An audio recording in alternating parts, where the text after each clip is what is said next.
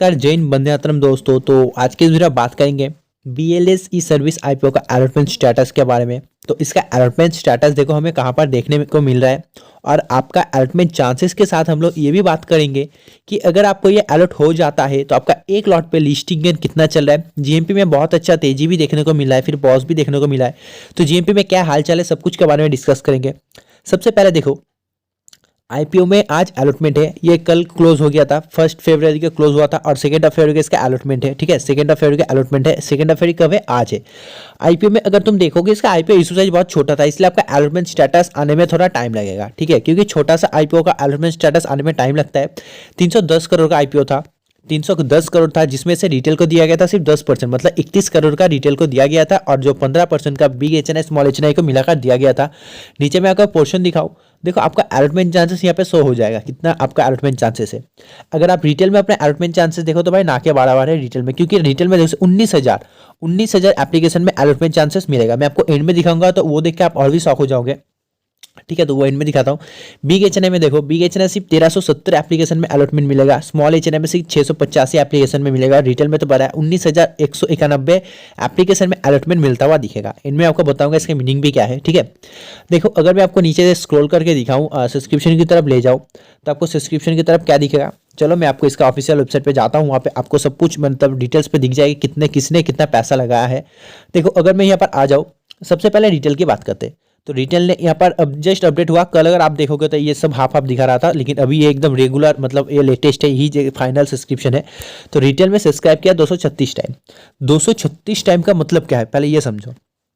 236 मतलब यहाँ पे देखो रिटेल में पैसा कितना लगा है, 6,618 करोड़ सिर्फ रिटेल ने लगाया है। कितना आप समझो, 6,000। आप जूम करके दिखा रहा हूँ, आप ये जूम करके देखो रिटेल ने कितना पैसा लगाया है। ये देखो ये रिटेल का है। ठीक है, मैं मार्क भी कर रहा हूँ, देखो ये वाला रिटेल का है। 6,618 करोड़ लगाया है रिटेल ने यहाँ पर, 6,618 करोड़।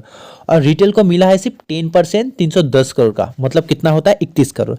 रिटेल को 31 करोड़ मिला है, लेकिन 10 भी नहीं मिला है, 9% मिला है। 31 करोड़ को हम 30 करोड़ पकड़ो, रिटेल को मिला है सिर्फ 30 करोड़। और यहाँ पे रिटेल ने एप्लीकेशन किया है 6,618 करोड़। चलो हम इसे 6,600 करोड़ ही मानते हैं। फिर यहाँ से अगर हम लोग -30 कर देते हैं, -30 करोड़, फिर ये रेशियो कितना निकल कर आता है, फिर आता है यह 6,570। हाँ जी, 6,570, यानी कि आपको 6,570 करोड़ का एप्लीकेशन में अलॉटमेंट नहीं मिलेगा। मतलब सोचो ये कितना बड़ा अमाउंट है 30 करोड़ का सामने। सिर्फ 30 करोड़ में आपको अलॉटमेंट स्टेटस मिलेगा, अदरवाइज 6,570 करोड़ में पूरा का पूरा आपको नॉन अलॉटमेंट शो करना पड़ेगा। सेम ऐसा आपको अगर आप देखोगे बिग HNI स्मॉल HNI में भी है। स्मॉल HNI में देखो भाई कितना गया है, स्मॉल HNI की बात करें 290 टाइम सब्सक्राइब किया, जो कि बहुत। इसमें जो सब्सक्रिप्शन गया है एक SME IPO को टक्कर किया, SME IPO को नीचे रखने वाला इस पे जो सब्सक्रिप्शन गया है। क्योंकि अगर बात करें IPO का इशू बहुत छोटा नहीं था, 300 करोड़ मतलब भाई बहुत अच्छा ही था। हाँ छोटा है, लेकिन बहुत छोटा नहीं कह सकते। बहुत छोटा मोदी सन्स को कह सकते थे जिसका 131 करोड़ का IPO था, लेकिन ये इतना होने के बाद भी सब इस पे पैसा लगाया।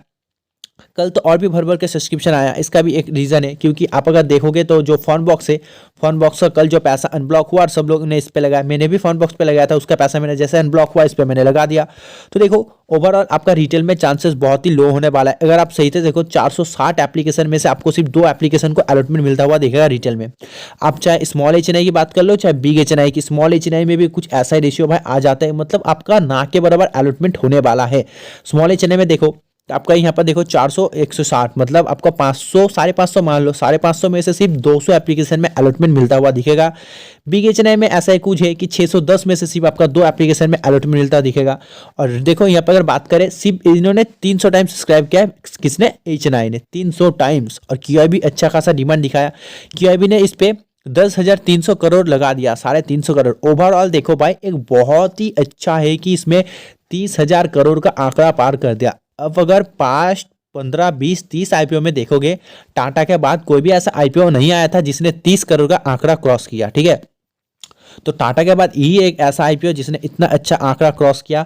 और सबसे जो मेन है अदर कैटेगरी, अदर में था तो देखो अदर कैटेगरी अगर आपका इतना % तक यहाँ पर कर दिया ना, मतलब आप सोचते हो कंपनी अच्छा है। अदर कैटेगरी में भी आपका अप्रॉक्स 450 करोड़ से ज़्यादा पैसा लगता हुआ दिखा है। उन्होंने भी 15 टाइम सब्सक्राइब किया है। ओवरऑल इसका जो देखो 15 कितना सब्सक्राइब हुआ है, 162 टाइम सब्सक्राइब है ओवरऑल। इस पर पैसा तो मैंने बताया 30,000 करोड़ लगा है। देखो मतलब असली जो सब्सक्रिप्शन निकल के आया था वो कब आया था, थर्ड डे पे। कहाँ पर आपको मैं अगर थर्ड डे दिखाऊँ, इस पे देखो असली सब्सक्रिप्शन यहाँ से निकल के आया था, जहाँ की अभी सिर्फ 2 टाइम्स था।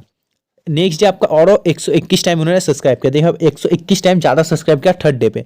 अगर आप बात करेंगे जो इस HNI, तो देखो यहाँ पर 95 टाइम सब्सक्राइब किया था उन्होंने, और 200 टाइम सब्सक्राइब किया नेक्स्ट डे। QIB ने 121 टाइम किया, इन्होंने 200 टाइम किया। और रिटेल की बात करें तो रिटेल 127 था, नेक्स्ट डे देखो 227 क्रॉस कर दे, मतलब रिटेल ने भी 100 टाइम यहाँ से 100 टाइम से ज़्यादा सब्सक्राइब करता हुआ देखने को मिला। यहाँ पर 43 था ओवरऑल, जो कि आपका 2 डबल 162 देखने को मिला। तो देखो ये तो सब तो है कि अलॉटमेंट चांसेस लो है, आपका मिलता वो नहीं। मैंने आपको बहुत बार बताया डिफरेंट पेन से अकाउंट अप्लाई किया करो। अब बात करें अलॉटमेंट कब तक आएगा, तो देखो भाई अलॉटमेंट इस पे आने के लिए आपको थोड़ा सा लेट हो जाएगा। देखो मैं आपको रेगुलर जैसे कहता हूँ डेबिट और क्रेडिट, ये तो मेन बोर्ड का IPO, डेबिट क्रेडिट मैसेज आना बहुत जल्द शुरू हो जाता है। तो डेबिट क्रेडिट मैसेज देखो भाई आपको कब चेक करना है। आप देखो अब तो पेटीएम में थोड़ा गड़बड़ी आ गया है, कल बजट आया, आई होप आपको पेटीएम का न्यूज़ पता है, ठीक है। तो आप लोगों ने अगर UPI से अप्लाई किया है तो आप जाके अपने मेल पे चेक कर सकते हो, मेल पे कोई मेल आया है कि नहीं, आपका पैसा अनब्लॉक और रिफंड के या फिर डेबिट के वजह से। अदरवाइज आप अपने हिस्ट्री UPI के हिस्ट्री में चेक कर सकते हो वो पैसा अनब्लॉक हुआ है नहीं। अदरवाइज आपके पास और एक ऑप्शन है, आप जहाँ पर एक ऑटो पे ऑप्शन रहता है, ऑटो पे क्लिक करो और वहाँ पे अगर आप देखोगे कि इसका पैसा आपका ब्लॉक है, अदरवाइज वो अनब्लॉक हो गया है या फिर वो मतलब डेबिट हो गया है, तो वो देख के भी आपको समझ आ जाता है कि आपका पैसा डेबिट हुआ है नहीं। और देखो GMP तो मैं आपको बताऊंगा, पैसा आपका डबल तो नो डाउट आपको डबल होने दिखेगा इस IPO में। अलॉटमेंट स्टेटस 12 बजे से पहले आना चाहिए आपको। देखो इसमें मैं नहीं कह सकती 12 बजे से पहले आ जाएगा, इस पर थोड़ा लेट करेगा। एक से डेढ़ से पहले तो आना चाहिए।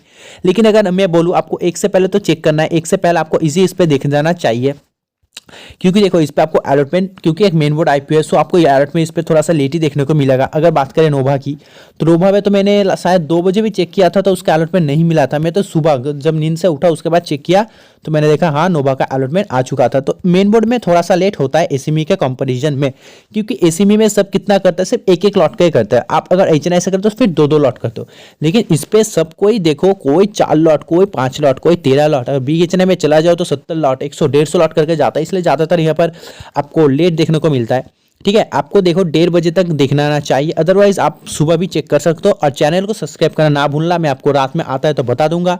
चलो अगर मैं आपको GMP की बात करूं तो GMP भी मैं आपको दिखा देता हूं कि इसका GMP क्या चल रहा है अभी, और आपको एक लॉट पे अगर प्रॉफिट होता है तो लिस्टिंग गेन कितना शो करेगा।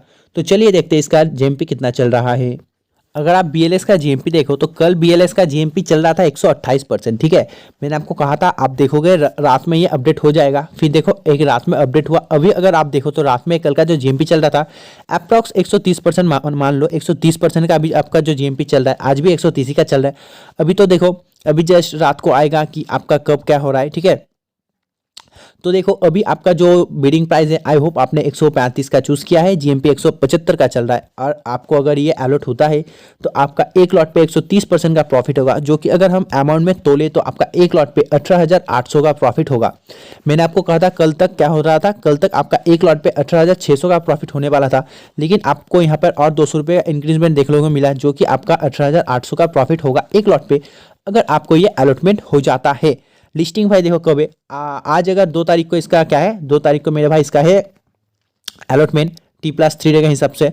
तो कल क्या है, कल इसका हो जाएगा क्रेडिट, लेकिन कल तो मार्केट ऑफ है, तो उसके लिए तो आपको सोमवार मंगलवार देखना पड़ेगा सब। देखो यहाँ पर 130% का मैंने आपको बता दिया GMP क्या चल रहा है। अलॉटमेंट देखो 1:30 बजे तक तो आना चाहिए, अदरवाइज मैं आपको बताऊंगा। आप चैनल को सब्सक्राइब करना ना भूलना। मैंने आपको अलॉटमेंट चांसेस बता दिया, GMP बता दिया, और भी जितना न्यूज़ था सब कुछ बता दिया। आई होप अब दिल थम के बैठो, आई होप कि आपको भी अलॉटमेंट मिल जाए। तो चलो वीडियो को और लंबा नहीं करते, वीडियो को एंड करते। तो चलो अगर आपका कोई भी इस IPO से क्वेरी है BLS सर्विस से, तो आप कमेंट करके जरूर पूछना, कमेंट बॉक्स आपके लिए ओपन है। तो आज के वीडियो बस इतना ही, तब तक के बाय, जय हिंद जय भारत।